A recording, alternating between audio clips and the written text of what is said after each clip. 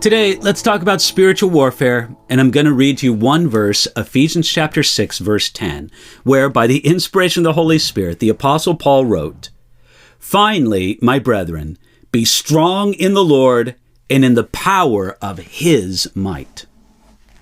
This verse begins the well-known and often quoted passage from the Apostle Paul, dealing with spiritual warfare and the whole armor of God.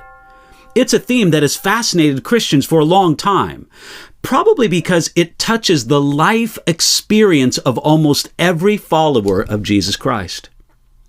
One pastor who was captivated by the themes of this Ephesians 6 passage was named William Gurnall. Starting in the year 1655, he published his book, The Christian in Complete Armor.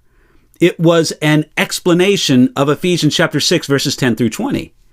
In his dedication in that book, he described his book as a mite and a little present.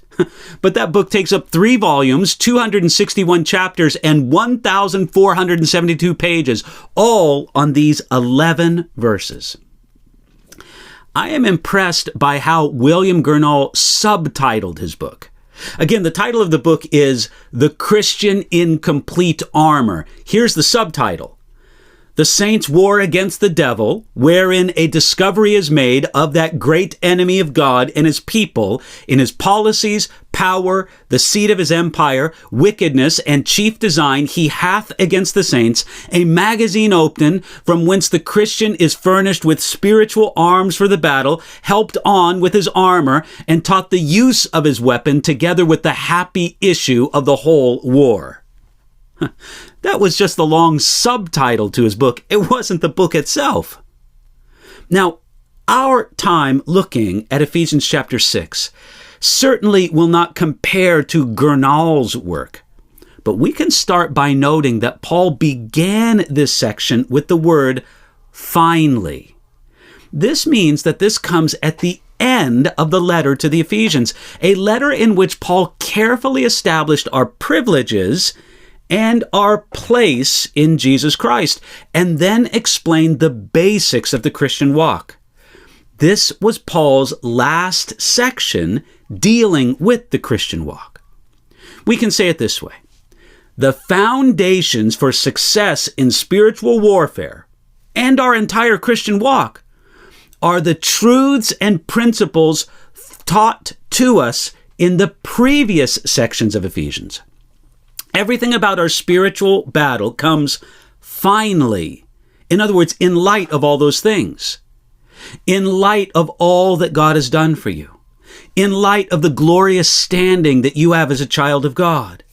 In light of his great plan of the ages that God has made you part of.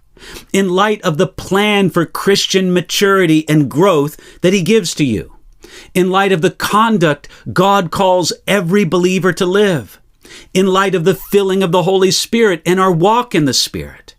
In light of all of this, all of those themes previously dealt with in Paul's letter to the Ephesians, in light of all of this, there is a battle to fight in the Christian life. Some Christians get excited about spiritual warfare and want to rush into it. But before you launch out into spiritual battle, give attention to the basics, the foundations of Christian living, who Jesus is, and what he has done for you. Building on those foundations, what we read about from Ephesians 1:1 to Ephesians 6:9, we come to the critical subject of spiritual battle, but not before. So friend, ask God to build strong foundations in your Christian life, and ask him to do it, to work on it, to make progress on it today.